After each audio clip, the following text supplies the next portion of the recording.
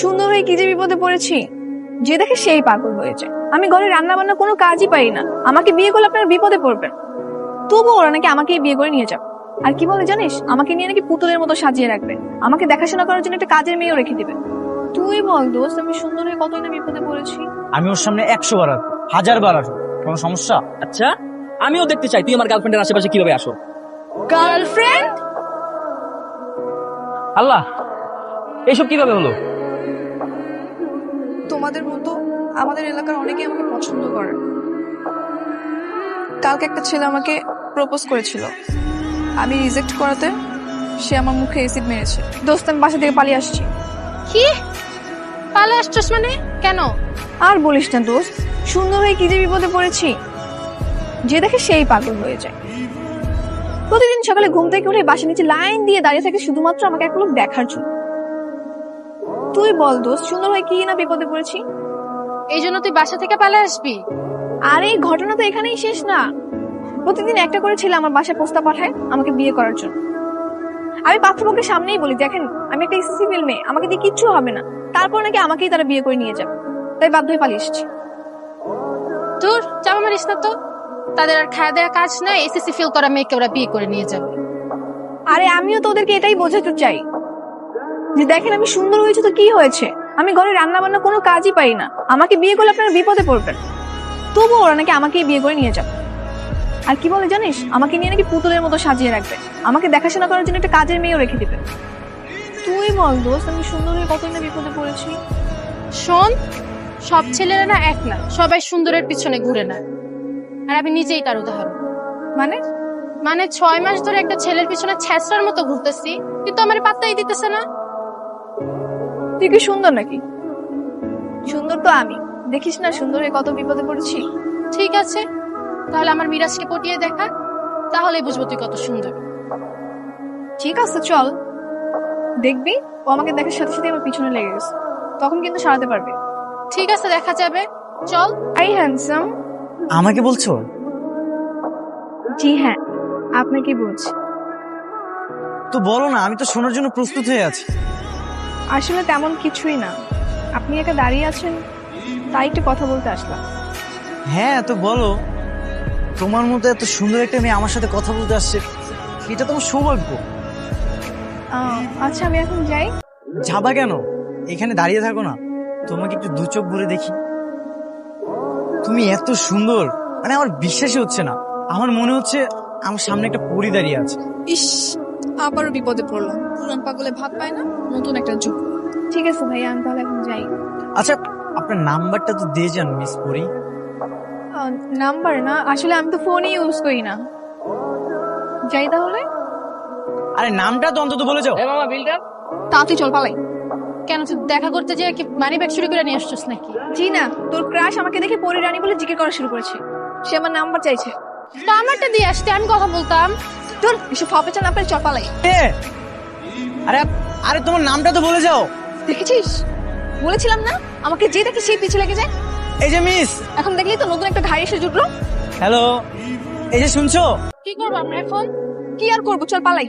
দোতে আমার না কপালটাই খারাপ, কার উপরে যে একটু ক্রাশ খেয়ে লাইন মারবো তা না, যে দেখে সেই উল্টো ক্রাশ খেয়ে বসে থাকে। আচ্ছা দাঁড়া, আমার চাচাতো ভাই সাকিব ভাইকে কল দিই। সাকিব ভাই এসে 2টা ধমক দিলে চলে যাবে। কিসের হেল্প? ওই যে ওই ছেলেটা, ও আমার বান্ধবীকে অনেক বিরক্ত করতেছে, তুমি একটু তাড়ায় দিবে ওকে। একটা সিঙ্গেল ছেলে মিঙ্গেল হতে যাচ্ছে, তো সে ট্রাই মারবে না? আর পুরো ছেলেকে বিরক্ত করছে বলছিস? ভাই প্লিজ কাজটা করে দাও না। না না না, আমি এইসবের ভিতর নাই, আমার এসে ডাকিস না তো। ভাইয়া প্লিজ ছেলেটাকে একটু চলে যেতে বলুন। কে তুমি নন্দিনী? তোমাকে আগে তো দেখিনি। মানে? আপনার মতো এত সুন্দর একটা মেয়েকে বিরক্ত করছে, এটা তো মেনে নেওয়া যাচ্ছে না। না না না, অ্যাটলিস্ট আমি মেনে নিতে পারছি না। আমি আছি না, কোনো টেনশন নেই। দাঁড়ান, আমি এক্ষুনি এর ব্যবস্থা করছি। আমি কে এটা পরে জানো। শুনলাম তুমি নাকি আমার গার্লফ্রেন্ডে ডিস্টার্ব করো, সমস্যা কি? আপনার গার্লফ্রেন্ডকে আমি ডিস্টার্ব করি? কে আপনার গার্লফ্রেন্ড? ওই যে দাঁড়িয়ে থাকা সবচেয়ে সুন্দর মেয়েটাই আমার গার্লফ্রেন্ড। আমারে দেখে কি পাগল মনে হয়? এইরকম একটা পরীর সাথে এইরকম একটা ছেলে কখনো যায়?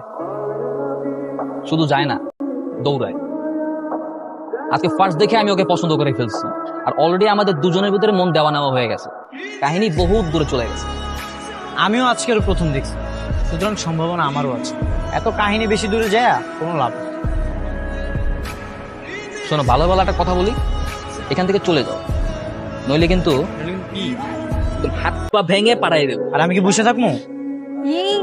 হায় আল্লাহ, না রোহি, তুমি এখানে আসবে না, তুমি এখান থেকে চলে যাও।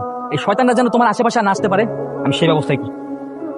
আমিও তাকে ভালোবাসি, আমি ওর সামনে 100 বার আসবো, 1000 বার আসবো, কোনো সমস্যা? আচ্ছা, আমিও দেখতে চাই তুই আমার গার্লফ্রেন্ডের আশেপাশে কিভাবে আসো। গার্লফ্রেন্ড? এই, আমি তোমার গার্লফ্রেন্ড হলাম কবে থেকে? একটু আগেই তোমাকে দেখে আমি ক্রাশ খাইছি, তখন থেকেই আমি আমার মন দিয়ে দিছি। দেখলি, তোর ভাইকে আনছিস ওই ছেলেটাকে তাড়ানোর জন্য, আরো নিজে ক্রাশ খেয়ে বসে আছে। তোমরা দুজন 2 মিনিটের মধ্যে এখান থেকে চলে যাবা, আর যদি না যাও তাহলে ঠিক কিন্তু। আছে, আমি চলে যাচ্ছি। আল্লাহ, তুমি কেন আমাকে এত সুন্দর তৈরি করলে? যে দেখে সেই পিছে লেগে যায়। সুন্দর হয়ে কি আমি পাপ করেছি? কি করবে এখন? আমাকে বাসায় ফিরে যেতে হবে। এই সৌন্দর্য নিয়ে বাইরে থাকাটা অনেক রিস্ক। তোমরা দুজন আমার পাশে নিচে সেখানে মারামারি করছো। না না না, বিশ্বাস করো আমি কিছু করিনি, সবাই শয়তানটার দোষ। আমার কোনো দোষ নেই, ওই সব কিছু প্রথমে শুরু করেছে। এই, তোকে না বলছি আমার আর পিছন পিছন নাচতে কেন আসছিস? হ্যাঁ, আমি তো আরোহীকে ভালোবাসি। ভালোবাসি মানে? আমি আরোহীকে ভালোবাসি। এই চুপ করো তোমরা। তোমরা দুজন এভাবে আমার জন্য ঝগড়া করলে এটা তো আমার জন্য সমস্যা হয়ে যাবে। এমনিতেই সুন্দরী হয়ে আমি যে কত বিপদে আছি, তারপর যদি আবার বাবা জানতে পারে তোমরা আমার জন্য বাসা নিচে এসে ঝগড়া করছো, তাহলে আমার আর সিঙ্গেল থাকা হবে না। হ্যাঁ, আর ওই তুমি একদম ঠিক বলেছো। তুমি এই শয়তান থেকে চলে যেতে বলো তো। আমি কেন যাবো? আরোহী, তুমি বরং ওকে চলে যেতে বলো। তোমাদের দুজনে একজন এখানে থাকবে না, দুজনে এখান থেকে চলে যাবে, নাহলে কিন্তু পুলিশ ডাকবো। কি হলো, যাচ্ছ না কেন? যা বলছি। কালকে একটা ছেলে আমাকে প্রপোজ করেছিল, আমি রিজেক্ট করাতে সে আমার মুখে অ্যাসিড মেরেছে। কি বলো? ওকে পেলে তো আমি জ্যান্ত পুড়িয়ে মারবো।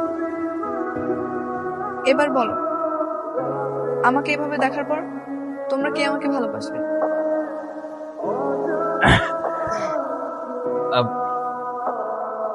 বলছিলাম যে আমার আগে তো মিরাজি তোমাকে পছন্দ করত, তাই আমি মনে করি মিরাজি তোমার ভালোবাসার যোগ্য। আরে না, ও তো তোমার বোনের বান্ধবী, সেই হিসেবে তোমার অধিকারটা বেশি। না, আরে আমি তো জানি আমার থেকেও তুমি ওকে বেশি ভালোবাসো। হ্যাঁ, আর আমি তো পরীক্ষা করছিলাম, পরীক্ষা করে দেখছিলাম যে তোমার ভালোবাসা কতটুকু জোর আছে। হ্যাঁ, যে বাইরে থেকে আমার মতো কেউ আবার থ্রেটটা দিলে ভয় পালিয়ে যাও কিনা। সমস্যা নাই, তুমি পাস করছো। আমি বুঝতে পেরেছি তোমরা কেউই আমাকে ভালোবাসোনি, তোমরা শুধু ভালোবেসেছো আমার সৌন্দর্য। পৃথিবীর সবাই এরকম, তোমাদের দোষ দিয়ে লাভ নেই। সবাই মানুষের সৌন্দর্যের প্রেমেই পড়ে, তোমরাও সেম।